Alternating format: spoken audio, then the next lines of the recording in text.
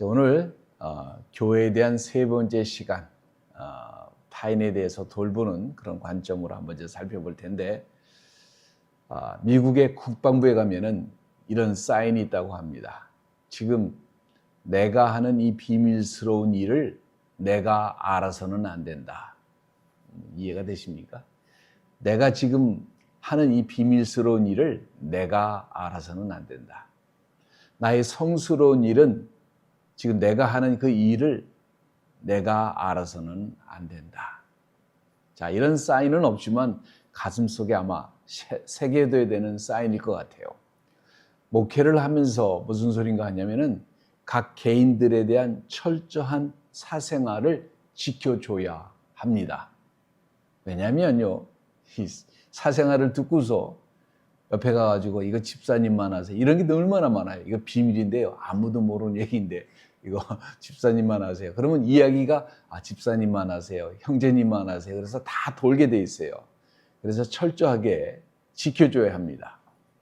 근데 신학교 때는 사람들이 정립된 것 같아도 시간이 지나면서 기대감이 점점 고조되죠. 교회 안에서는 힘 있는 사람들의 요구는 증가하고 주변의 압력이 점점 커지고 담임 목사를 막상 맡아보면 교회 안에서 자기가 생각했던 이상과 현실의 차이를 많이 느낄 거라고 생각을 합니다. 그리고 전혀 생각하지 못했던 것들이 무엇이냐면은 신학교에서는 이런 걸 안 가르쳐 주는데 왜 안 가르쳐 주는지 모르겠어요. 사역자들과 양들 간의 긴장 상태가 발생할 경우가 되게 많습니다. 교회가 성장하지 못하면은 서로에 대한 실망감이 커지고 불신감도 커지고 교회가 정체가 되면은 누구도 예상치 못한 많은 문제가 생길 수밖에 없습니다. 사람들은 목회자를 생각할 때 아주 간단하고 단순하게 생각합니다. 누가 설교를 잘하는가? 이거를 굉장히 생각을 하죠. 근데 또 어떻게 생각을 하냐면은 목사님이 하는 일은 일요일 날에 설교하는 것밖에 없는 것 같아요. 근데 목회를 하다 보면은 자신이 원치 않는 모자를 자꾸 써야 합니다. 청소도 해야 되지. 공사장 감독도 해야 되지. 상당자 역할도 하지. 조직을 꾸려야 되지. 열광적인 치어리더도 해야 되지. 펀드레이징도 해야지. 사랑의 방문자도 해야지. 현명한 상담자 노릇도 해야 되지. 기교가 넘치는 외교관 노릇도 해야 되지. 열성적인 부흥사도 해야 되지. 그러니까 전에 생각지 못한 모자들이 마구 날라와고 쓰게 되는데 이게 자신에게 안 맞으면요 굉장히 고통스러운 겁니다. 자, 사역의 현장에서 이런 일을 겪다 보면은 능력이 넘치는 설교가가 되기보다는 마치 정치하는 정치인의 모습만 남을 때가 되게 많이 있습니다. 이게 어떻게 보면 현실이 될 수가 있어요.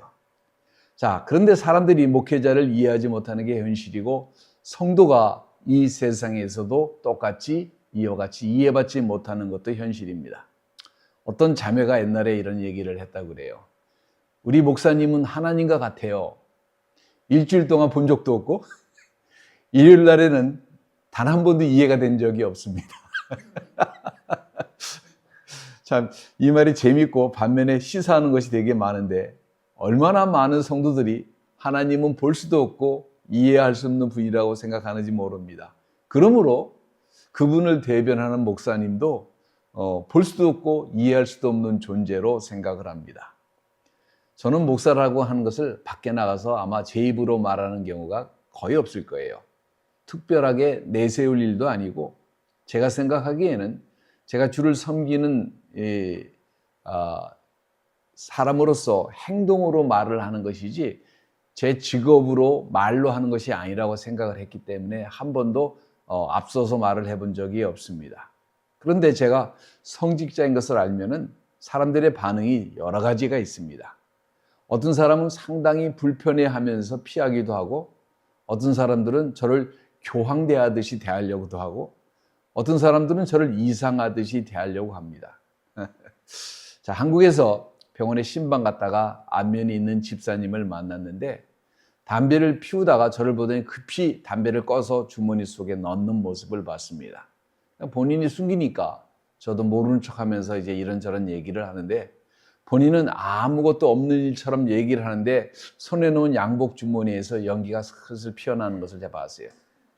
알아서 자신이 피해가겠지 했는데 그냥 서서 대화를 계속하는데 그거를 전혀 눈치를 못 챈 것 같아요. 그래서 제가 가서 하시던 일 빨리 끝내고 오세요 그랬더니 전혀 이 집사님이 이해하지 못하는 표정으로 자기는 아무것도 안 했던 표정으로 계속 얘기를 하셨는데 결국 담배 연기가 많이 피어나와가지고 불이 붙은 것 같아요. 그러니까 결국 화장실로 달려갔습니다. 아마 양복 주머니를 태웠을 거예요. 참 웃기는 일인데 제가 엔지니어라면, 제가 부동산업을 한다면, 제가 비즈니스를 한다면, 제가 뭐 조종사를 한다면, 건축 일을 한다면 이런 일이 생길 수 있을까요? 사역자에 대한 이상한 오해, 안개 같은 것들이 사람들을 지배합니다. 그런데 사람들은 생각해요. 거룩한 일이기 때문에 비밀이 말아야 된다고 생각하지만 비밀을 보장하는 것과 비밀스러운 일은 완전히 다른 얘기입니다. 사역자들에게 거룩한 일에는 비밀이 있어서는 절대로 안 됩니다. 사역자들의 일은 투명해야 돼요. 돈 쓰는 일 투명해야 됩니다. 이성관계 투명해야 돼요. 예? 영적 부부 뭐 이런 거 없습니다. 있다고 절대 없어요. 난 이게 참 별소리를 다 들어. 이런 거 절대 없는 거예요. 예. 사역은 색다른 소명이고 다른 일보다 더 엄격한 도덕적 기준과 헌신이 필요합니다. 사역에 대한 존경과 이해심은 필요한 것 같아요. 그럼에도 불구하고 미신적인 안개와 같은 사고와 신비주의는 완전히 배제되어야만 합니다. 성도는 목자를 오해하고 성도는 세상의 오해를 받기 쉬운 이 세상에서 그리고 이런 시각이 존재하는 이곳에서 성도들이 진심으로 교제하고 투명한 상태에서 마음이 열린 상태에서 서로 이해하는 것이 굉장히 중요합니다. 자, 잠깐 시간을 돌려서 우리가 가장 교회의 기본적인 목적은 뭐라 그랬죠? 하나님께 영광을 돌리는 데 있습니다. 우리가 숨을 쉬는 동안에 주님께 은혜롭게 주님께서 이것을 우리에게 허락해 주셨는데 하나님에게만 영광을 돌릴 수 있도록 우리를 부르셨습니다. 그 과정 속에서 주님께서 우리들의 성공과 기쁨과 좌절과 아픔도 함께 허락하셨어요. 다시 말하지만 우리의 인생을 통해서 우리의 성공과 실패, 좌절과 고난과 고통 속에서도 질병 속에서도 그리고 기쁨과 승진과 뭐 이런 여러 가지 좋은 일 속에서도 하나님께 영광을 돌려야 한다는 것을 잊어서는 안 됩니다. 우리는 항상 하나님께 영광을 돌리는 게 우리의 성공에서만 영광을 돌린다는 착각을 합니다. 그런 거 아니죠. 자신의 만족만 생각하고 목적만을 추구하려고 합니다. 결과는 어떻게 돼요? 이거는요, 그런 게 아니에요. 하나님 믿는 거는 그런 게 아니에요.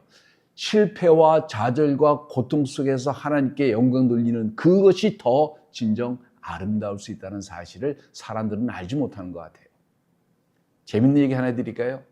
어떤 사람이 비치가를 갔다가 그 매직 램프를 발견했습니다. 정성스럽게 쫙 닦으니까 제니가 나타나서 그 꿈에 그리던 말을 물어봅니다. 당신 소원이 뭐냐? 내가 그 소원을 단 한 번만 들어준다. 이렇게 얘기를 합니다. 서서 가만 생각하다가 1년 후에 주식시장에 장세가 나온 신문을 구해 주십시오. 1년 뒤에 결과를 알고 온 재산을 내 투자하려고 하는 거예요. 자, 잠시 후 램프는 사라지고 1년 후에 신문이 나타났습니다. 그리고 기쁨으로 그 주머니에 넣고서 이제 스탁을 사러 가는데 바로 그 뒷면에 갑자기 큰 부자가 된 자신의 죽음을 알리는 부고가 있다는 사실을 이 사람은 전혀 읽지를 못했다는 사실이에요. 예. 우리가 섬기는 하나님은 질투하시는 하나님이십니다. 그분께서는 당신의 영광을 누구하고도 나누지 않습니다. 전에도 그랬고 그리고 앞으로도 그러실 것입니다. 이것을 기억하시기 바랍니다. 여러분의 연령에도 상관없이 재산에도 상관없이 직위에도 상관없이 영향력에도 상관없이 오늘 우리의 인생은 하나님께만 영광을 돌리는데 우리가 어떤 모습을 갖고 있든지 간에 상관없이 하나님께 영광을 돌려야 합니다. 여기 선지자의 글을 한번 보겠습니다. 이사야서 42장 5절에서부터 7절에 하늘을 창조하여 펴시고 땅과 그 소산을 베푸시며 땅 위의 백성에게 호흡을 주시며 땅에 행하시는 자에게 신을 주시는 하나님 여호와께서 이같이 말씀하시되 나 여호와가 의로 너를 불렀은즉 내가 내 손을 잡아 너를 보호하며 너를 세워 백성의 언약과 이방의 빛이 되게 하리니 네가 소경의 눈을 밝히며 갇힌 자를 옥에서 이끌어내며 흑암에서 처한 자를 간에서 나오게 하리라. 에레미야서 45장 5절에 내가 너를 위하여 대사를 경영하였느냐 그것을 경영하지 말라. 보라 내가 모든 육체에게 재앙을 내리리라. 그러나 너의 가는 모든 곳에서 내가 너로 생명 얻기를 노량물 얻는 것 같게 하리라. 여호와의 말이니라 하셨느니라. 성경을 아시는 분은 에레미야의 글에 밑줄을 치시고 사역자면 노란 글로 쳐가지고 강조하시기 바랍니다. 자, 여러분에게 내재하고 있는 거대한 꿈을 많은 신학생들이 생각을 해요. 왜 세상에서 목회를 하려느냐라고 물어보면 100만 성도 이게 꿈입니다 라고 한국에서는요 옛날에 그랬어요. 한 20년 전만에 다 100만 성도. 왜? 100만 성도 목회하려고 하는 그렇게 기도하는 목적이 뭐예요? 여러분 잘 생각해 보십시오. 누구를 위해서 종이 울립니까? 누구를 위해서? 나의 영광을 위해서 아니면 하나님의 영광을 위해서? 자, 이 성경은 하나님의 영광을 기록한 책입니다. 여러분, 개인의 원대한 야망을 이곳에서 찾으면 절대로 안 됩니다. 만약에 사역의 동기가 하나님의 영광이 아니라 스스로의 영광을 찾는 것이었더라면 이것은 굉장히 잘못된 소망입니다. 사역에서는 아카데미 상이라는 것은 없습니다. 사역자의 보상은 철저하게 우리 뒤에 천국에서 있습니다. 그분이 다스리시는 선택에 따라서 미래를 준비합니다. 영광의 간이 우리 머리에 쓰여지는 동시에 우리는 그것을 벗어가지고 그분 앞에 내려놓아야 합니다. 왜 그럽니까?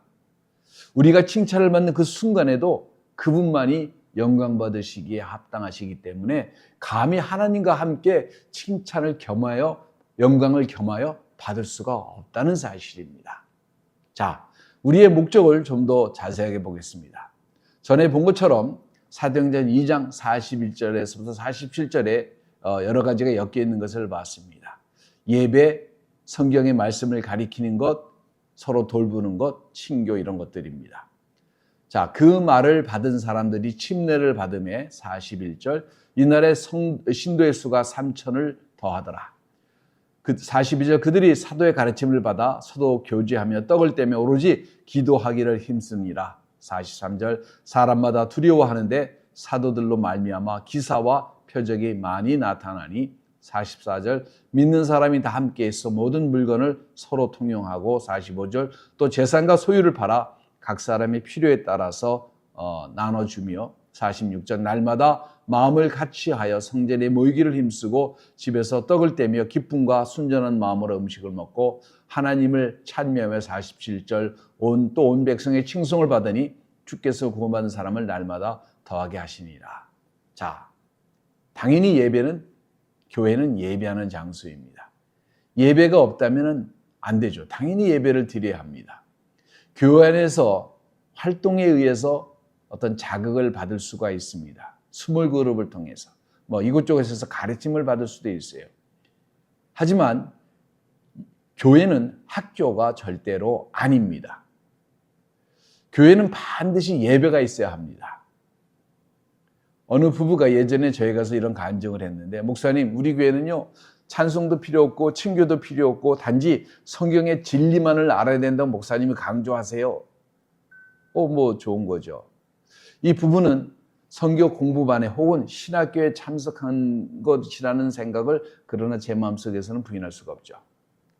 아무런 감정도 없고 느낌도 없고 음악도 없고 동료애도 없고 성경을 열고 닫으면 그만이다? 그것만은 아니에요. 맞습니다. 교회에서 바른 가르침은 반드시 필요한 것입니다. 그러나 예배가 배제되어진다면 그것은 아니라는 거예요. 자, 흥미로운 것은 미안한 얘기인데 많은 분들에게 교회를 오래 다니신 분들이 그러는데 주님이 이 땅에서 가르침을 주실 때, 야, 가르침 받아 적어. 뭐가 시험에 나올지 몰라. 이러신 적이 단 한 번도 없어요. 한 번도 내 말에 받아 적어. 이렇게 얘기한 적이 한 번도 없다는 거예요. 그분의 가르침은요, 학문적인 연구 과제가 절대로 아닙니다. 신학적인 교재가 아니에요. 그분이 말씀을 할 때는 그분의 가르침은 예배로 승화되는 거예요. 예배입니다. 둘째, 반면에 교회는 가르침을 또 받는 장소가 맞아요. 함께 있을 때 우리는 하나님의 말씀을 배웁니다. 우리의 배움은 단지 말로 하는 것으로 끝나지 않습니다. 뭐냐면 예수님을 랍비라고 했잖아요. 랍비라고 하는 말은 스승이라고 하는 말인데, 선생님이라는 말인데, 이 선생은요, 말만 하는 것이 아니라 모든 행위 자체를 가리키는 사람을 말합니다. 말하는 태도, 습관, 경험, 실수, 상실, 나의 잃어버린 것, 시련을 통해서 우리는 배우고 가리킵니다. 찬양을 통해서, 믿음의 찬송을 통해서도 배우고 가리킵니다. 주님 발 아래 배우는 과정에서 그분이 영광을 받으십니다. 여러분이 교실에 있다면 그런 경외감을 느껴본 적이 없을 거예요. 우리가 예배할 때에, 그 성경의 진리를 알아갈 때에 느끼는 경외감을, 그것은 완전히 다른 것과는 설명할 수 없는, 지식을 깨달아서 알 수 있는 경외감과는 완전히 다른 것입니다. 조용히 그분이 하나님이라는 사실을 깨달아 갈 때에 느끼는 경외감을 여러분 체험하신 적이 있습니까? 자, 세 번째는 교회는 친교하는 장소예요. 서로가 서로를 돌보는 곳입니다. 교회에서, 성경에서 교회란 건물을 단 한 번도 어떤 건물을 언급한 적이 없습니다. 믿는 사람 한 사람이 바로 교회입니다. 사람들이 예배당에 앉아서 예배드리고 성경 배우고 그리고 집으로 돌아갑니다. 그런데 초대교회에서는 오늘날 보기 힘든 친교가 존재합니다. 이들은 서로 스스로 헌신된 사람이라는 것을 아주 자세하게 알려주는데, 그냥 가르침이 있는 것이 아니라, 그냥 기도만 하는 것이 아니라 이들에게는 친교가 있었다는 사실이에요. 친교는 여러분이 잘 아는 것처럼, 교회를 좀 다니신 분들은 잘 아는 것처럼 코이노니아라고 하는 단어입니다. 근데 오늘날 많은 사람들이 이 뜻을 오해를 해요. 성경에 친교가 나타났을 때는 마음이 함께 한다고 하는 뜻이 항상 그 안에 내재되어 있습니다. 마음을 함께 한다. 초대교들은 마음을 서로 함께 하는 그 무엇이 있었어요. 이들은 함께 했습니다. 함께 있을 때에 익숙하지 못해 소리를 내고 잡음이 일어나는 그런 집단이 아니라 포도송이 같이 연합하는 그런 모습이 있어요. 포도송이가 각기 다르지만은 함께 모여있는 그런 모습입니다. 환난과 핍박이 왔을 때에 함께 피를 흘렸고, 이들은 서로를 향해 이들의 삶은 함께 연합되어 있었습니다. 서로 깊은 애정과 동정과 함께 하려는 마음이 있었다는 사실이에요. 이들은 진정 그리스도 안에서 형제요 자매처럼 살았다는 사실이에요. 제가 교회 처음 와서 너무나 싫었던 게 형제님 자매님 하지만요, 그 마음속에는 칼을 품고 있다는 사실이에요. 전혀 형제나 자매를 대하는 듯한 태도가 아니에요. 위선자처럼 보였어요. 자, 코이노니아라고 하는 그 그릭 말은 코이노스라고 하는 말에서, 이 어근에서 나왔습니다. 누가복음 10장에서 보면 코이노니아는 사업 파트너라는 말이에요. 놀라셨죠? 사업 파트너예요. 세베대의 아들 시몬의 동업자인 야고보와 요한도 놀랐음이니라. 누가복음 5장 10절에 있는데, 이때의 동업자인 야고보와 요한이라는 말도 코이노니아입니다. 히브리서 10장 33절에서 보면은 복음에 함께 동참하고 나누는 사람들입니다. 같은 의미로 히브리서 13장 15절에서 보면은 우리는 예수로 말미암아 항상 찬송의 제사를 하나님께 드리고자 했다고 했는데, 드리자라고 한 이 말이 코이노니아라고 하는 어근에서 나왔습니다. 헌금을 하는 이유도 바로 코이노니아에서 나왔습니다. 진정한 교제를 하면 헌금도 드립니다. 필요한 사람도 돕고 친교에 동참하고 선교에도 동참합니다. 갈라디아서 2장 9절에 보면은 또 기둥같이 여기는 야고보와 게바와 요한도 내게 주신 은혜로 알므로 나와 바나바에게 친교의 악수를 하였으니 이는 우리에게는 이방인에게로 그들은 할례자에게로 가게 하려 함이라. 친교의 악수로 번역이 되기도 합니다. 서로 손을 잡아주는 행위, 이것이 뭐냐면 친교입니다. 서로의 삶이 연결되어 있다는 말입니다. 단절된 것이 아니라 삶이 연결되어 있다는 얘기예요. 친교의 정의란 하나님의 가족 중에서 성도가 진실한 마음을 표현해 주는 것이 친교입니다. 타인의 손이 나를 잡아주기를 기다리는 것이 아니라 내 손이 먼저 가서 잡아주려고 하는 것입니다. 신약에서 친교라고 하는 것은 두 가지의 깊은 뜻이 있습니다.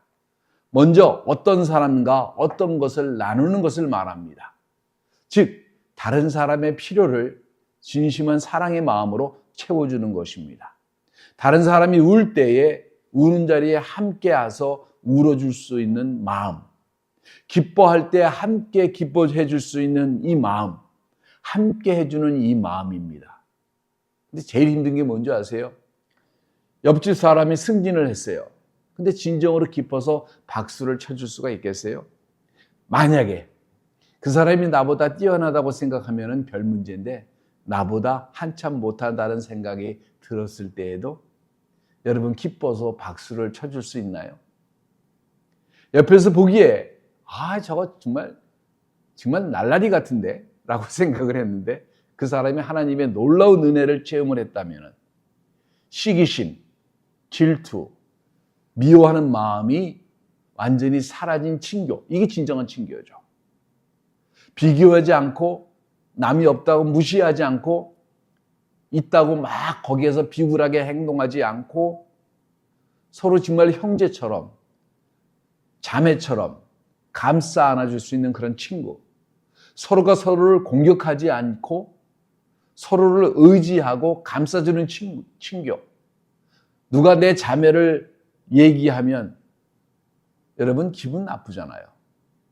그죠? 그러면 그 사람에 대해서 변호해주고 반박해주는 게 정상이지. 없으니까 같이 욕하는 거는 이게 참된 친교가 아니죠. 그리스도 안에서 말씀을 서로 실천하는 것이 참된 친교입니다. 그리고 이것을 생각만 하는 것이 아니라 행동으로 표현하는 것, 이것이 굉장히 중요한 것입니다. 표현이라고 하는 것은 바로 주님의 몸에 다른 몸에 우리의 사랑을 전달하는, 피가 흘러가는 것처럼 전달하는 그러한 역할을 하는 거예요. 자, 사도행전 2장 43절에서 46절에 보면 중요한 모멘텀이 있는데 사람마다 두려워하는데 사도들로 말미암아 기사와 표적이 많이 나타나니 믿는 사람이 다 함께해서 모든 물건을 서로 통용하고 재산과 소유를 팔아 각 사람의 필요를 나눠주고 재산과 소유를 팔아 각 사람의 필요를 나눠주고 날마다 마음을 같이하여 성전에 모이기를 힘쓰고 집에서 떡을 떼고 기쁨과 순전한 마음으로 음식도 나누고. 자, 이것이 사랑입니다. 이것이 서로 받아주는 마음이에요. 이런 마음을 서로가 표현해야 합니다. 주려는 마음, 돌보려는 마음, 동정심, 서로를 의지하는 마음, 그런 마음들이 이곳에는 넘쳐납니다.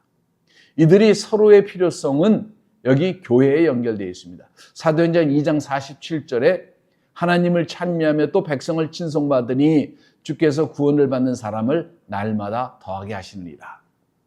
죽음의 부활과 십자가의 메시지가 교회에 진정 있느냐, 이게 굉장히 중요합니다. 서로의 복음을 심령 속 깊은 곳에 간직하고 그것이 행동하는 근간이 되느냐, 이게 굉장히 중요하죠. 교회라고 한다면 진정한 예배를 드리고 있는가. 사도행전 3장 1절에 제9시 기도 시간에 베드로와 요한이 성전에 올라갈세. 자, 이들에게는 성전이 있었습니다. 아직 성전이 파괴되는 중이었죠. 파괴되기 전이었습니다. 성전에 올라갑니다. 그 가운데 한 사람의 필요를 봅니다. 사도행전 3장 2절과 3절에 나면서 안질병이 된 자를 사람들이 메고 오나니 이는 성전에 들어가는 사람들에게 구걸하기 위해서 날마다 미문이라는 성전문에 두는 자라. 그가 베드로와 요한이 성전에 들어가려 함을 보고 구걸하거늘. 자, 이런 일들은요, 단지 이때만 있는 것이 아니라 해외 선교를 나가면 이런 장면도 자주 구경하실 수가 있습니다. 아프리카나 아시아, 남미에 가보면 이런 장소들이 굉장히 흔하다고 그래요. 동남아시아도 있습니다. 거지들이 그런 신전 앞에서 구걸을 해요. 바로 이곳에서 이 사람이 서 있었는데 베드로와 요한이 이곳을 지나가다가 이 거지에게 무엇을 줄 수 있는가 스스로 반문을 해봅니다.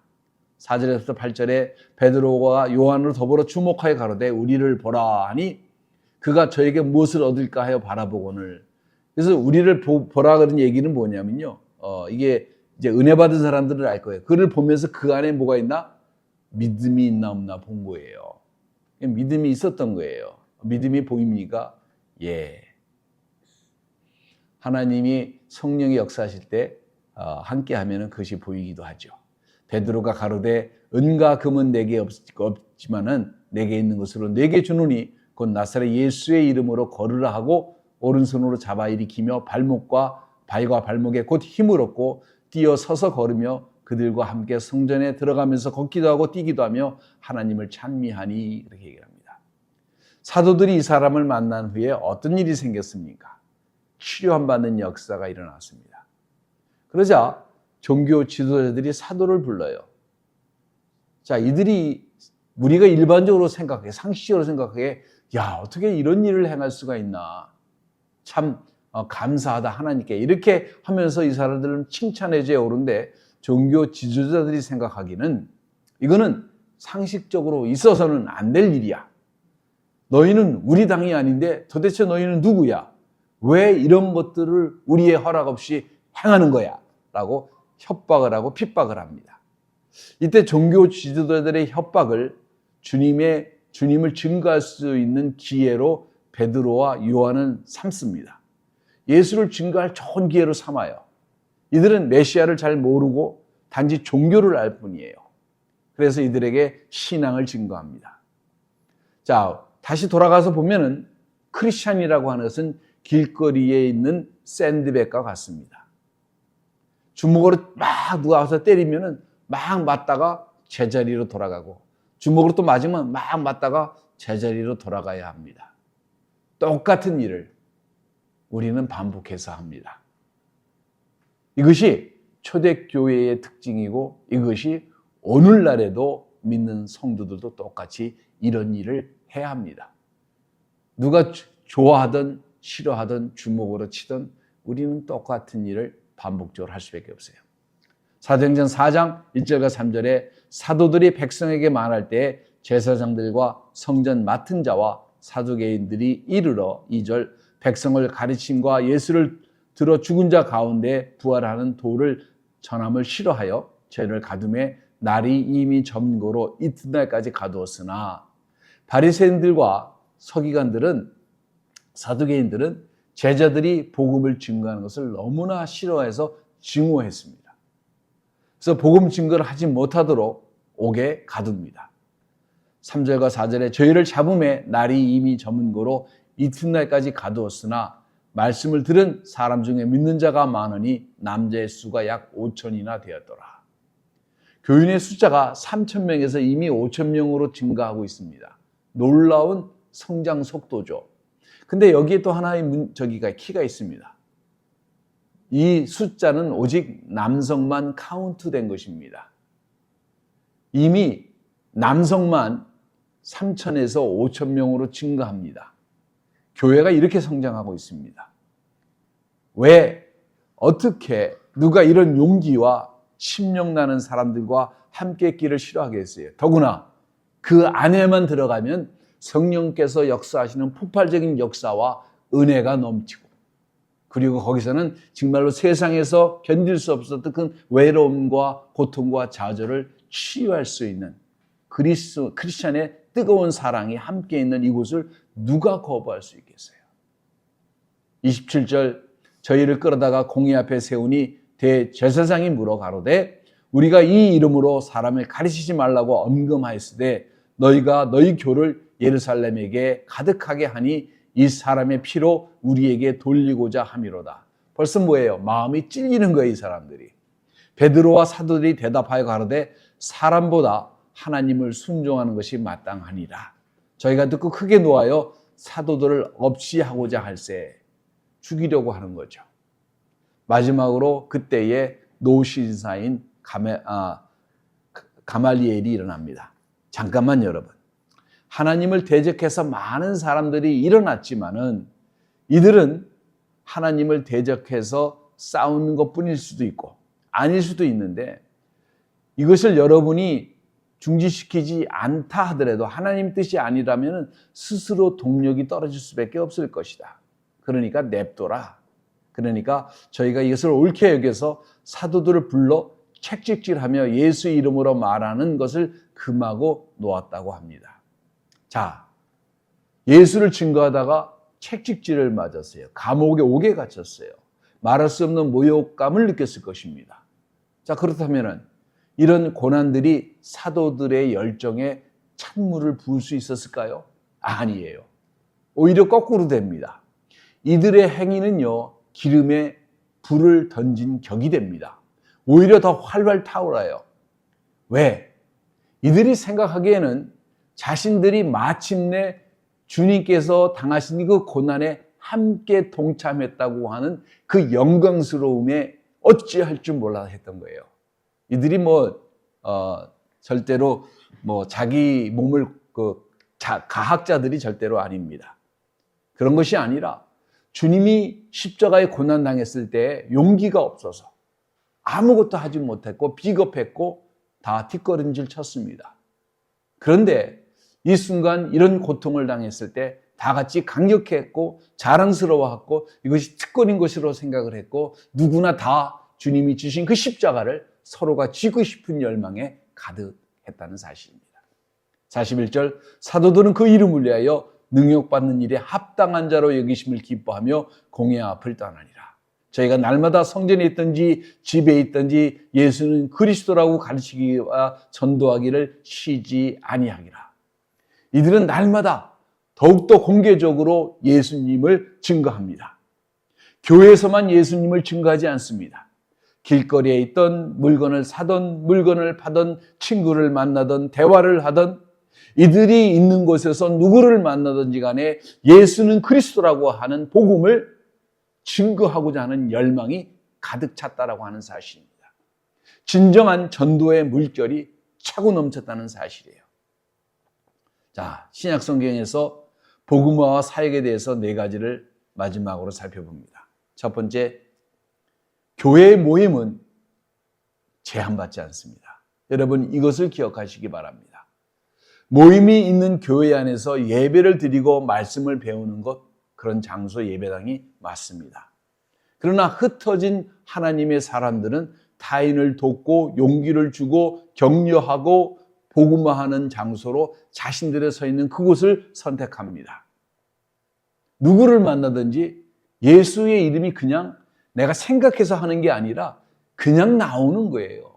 그거는 멈출 수가 없는 겁니다. 누구를 만나든지 간에 그 심령 속에 있는 생각이 그대로 나오는 거예요. 여러분 그런 거 보셨어요? 자기 안에 해결되지 않은 문제가 있는 사람들은요, 누구를 만나든지 억울해서 그 이야기가 그냥 쏟아져 나옵니다.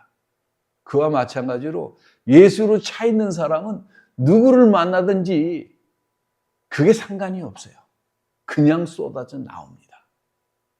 복음화하는 장소는 교회가 아닌 여러분의 현 생활하신 그곳이 바로 복음화의 현장이 돼야 되는 것을 여러분 기억하셔야 됩니다. 많은 사람들이 교회에서 전도하려고 하세요. 그렇게 하지 마세요. 피곤합니다. 그렇게 하지 마세요. 예배하기 위해 모이고 배우기 위해 모여 있지만은 복음화하기 위해서 초대교인들은 흩어졌습니다. 모임이 끝나자마자 잃어버린 영혼들을 생각하게 되고 이들에게 나가서 전도하는 거예요. 누가 시켜서 하는 거 절대로 아닙니다. 어떤 프로그램을 이수해서 하는 거 절대로 아닙니다. 그런 거 아니에요. 그냥 예수가 심령에 가득 차 있기 때문에 이거를 말하지 아니하면, 이거를 토설하지 아니하면 내가 견딜 수 없는 심령이 되는 거기 때문에 그렇게 되는 거예요. 전도가 되면 이들과 함께 예배드리고 함께 성경 배우고 함께 친교하고 또 흩어지면 전도합니다. 교회라고 하는 것은 함께 모여 말씀을 듣고 배우는 장소이고, 일요일이 지난 다음 일요일도 또 다른 일요일도 똑같이 행동하지만 그 다음에 월요일서부터 토요일까지 똑같이 또 사람들을 만날 때마다 전도를 합니다. 전도는 두 번째, 항상 성도들이 하는 것입니다. 사람들에게는 주님이 필요합니다. 예수 그리스도가 필요합니다. 다른 종교를 믿는 사람에게도 똑같이 예수 그리스도가 필요합니다. 주님을 그 사람들이 알아야 돼요. 여러분, 종교의 역사를 연구를 해보면요, 다른 종교들은 다 거짓말과 가짜가 섞여 있어요. 불교에 내세사상도 없고 신도 존재하지 않아요. 그 부처상을 만들어 놓은 것도 없고 그 앞에다가 돈 갖다 놓는 경우도 없어요. 복 달라고 비는 것도 없어요. 여러분, 마음에서 연구를 해보면요, 얼마나 사기꾼인지 금방 알 수 있어요. 이게 모든 종교의 역사를 다 공부해보면 그래요. 근데 기독교는 그렇지 않아요. 자, 예수의 복음을 증거하면은 처음엔 싫어하는 것 같아도 진정으로 우리 중심 속에 그리스도를 사랑하는 마음으로 증거를 하면요, 사람들이 변하죠. 방법이 아니라 우리 안에 심령에 예수를 채워야 한다는 얘기를 그래서 하는 겁니다. 성도들이 이것을 증거하는 거예요. 한 번도 예수를 모르는 자들이 먼저 와서 어이구, 주님의 말씀이 뭐죠? 궁금해서 여러분한테 물어봅니까? 절대로 그런 일 없습니다. 궁금해해서 여러분 앞에 나와서 물어보는 일 없어요. 왜?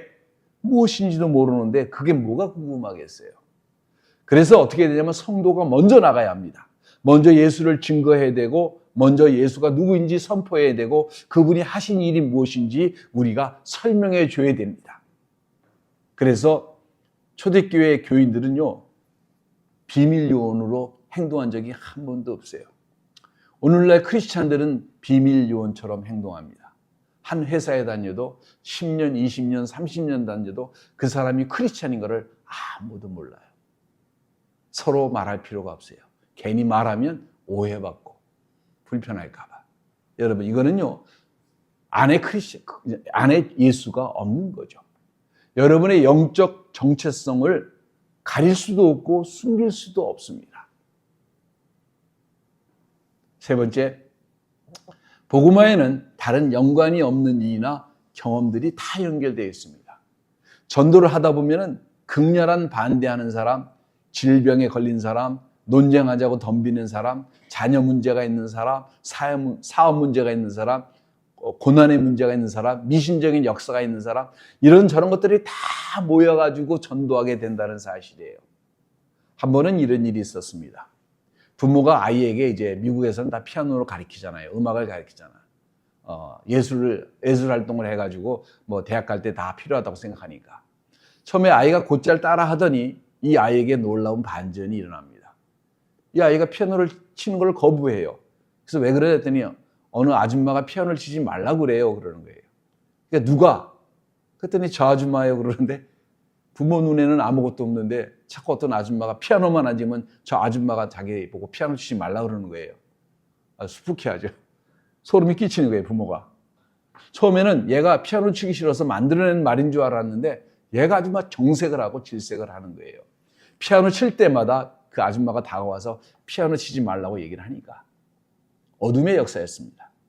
그래서 저한테 와가지고 제가 기도를 했더니 그 후에는 사라졌어요. 그 이후에 이 부부가 감사함으로 교회에 참석을 했습니다. 어떤 일이 어떻게 연관되어져 가지고 전도할지 아무도 몰라요. 어떤 집사님 같은 경우에는 큰 사업을 하다가 망할 것 같아요. 그분이 처음 왔을 때 하나님이 망하는 거를 저한테 꿈으로, 비전으로 열어주셨어요. 저한테 막 오는데, 그때 제가 이제 교회에서 잠을 자고 있었는데, 기도하다 잠이 들었는데, 잠인지 환상인지 잘 모르겠는데, 이 사람이 주머니를 탁 털고 왔어요. 목사님 저 아무것도 없어요. 그러면서 오는데, 다음날 교회에 왔는데, 와이프는 BMW 탑 오브 더 라인, 남편은 벤츠 탑 오브 더 라인을 타고 왔어요. 근데 알았죠. 저 사람 다 빈털털이구나. 종업원이 한 300명 되는 그때로 치면 굉장히 큰 회사의 사장이었습니다. 근데 제가 같이 다니면서 기도해주고 그러면서 이 사람이요, 알게 됐어요. 믿음이 들어가기 시작했습니다. 그래서 날마다 회사를 갈 때 회사가 반대 방향에 있었는데도 불구하고 교회 와서 기도하고 가요. 오래 기도하느냐? 아니에요. 3분에서 5분 기도합니다. 기도도 아니고 그냥 앉아가지고 한숨 쉬다 가는 거예요. 근데 그게 그 사람에게 믿음이 들어가는 동기가 됩니다. 어떤 일이 연관돼서 전도가 될지 아무도 몰라요. 그때 그분을 모시고 기도원에 갔었어요. 북가지 금식기도원에 갔더니 얼마나 겨울에 추워요. 거기서 밤새 기도하니까 자기 때문에 밤새 기도하고 무릎 꿇고 기도하는데 지가 어떡하겠어요. 너무 힘들어하는 거예요. 그래서 아침에 나오면서 저한테 아주 재밌는 말을 하셨습니다. 목사님, 다음부터 이런 거 하지 마세요. 제가 사업만 괜찮아지면 두 사람을 하이어해가지고 한 사람은 저를 위해서, 한 사람은 목사님을 위해서 기도하도록 할게요. 자, 네 번째로 복음화라고 하는 것은 우리의 강요나 우리의 노력으로 이루어지는 게 절대로 아닙니다. 여러분 이것을 기억하셔야 돼요. 구원에 이르게 하는 것은 성령님의 역사에 달려있는 것이지 전도라고 하는 것이 우리의 강요나 우리의 노력이나 우리의 헌신으로 되는 게 아닌 것을 알아야 합니다. 사람들이요, 이것을 모르니까 무슨 열심을 내가지고 막 밀어붙이려고 그러는데 그래서는 안 되는 거예요.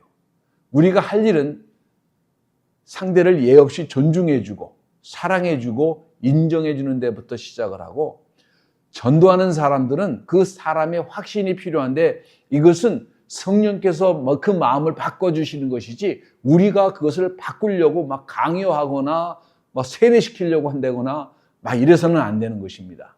여러분의 성경 지식을 쫙 펼치면은 어떤 사람이 와 그래가지고 내가 크리스천 돼야지라고 생각하는 사람이 있어요? 그런 사람 하나도 없습니다.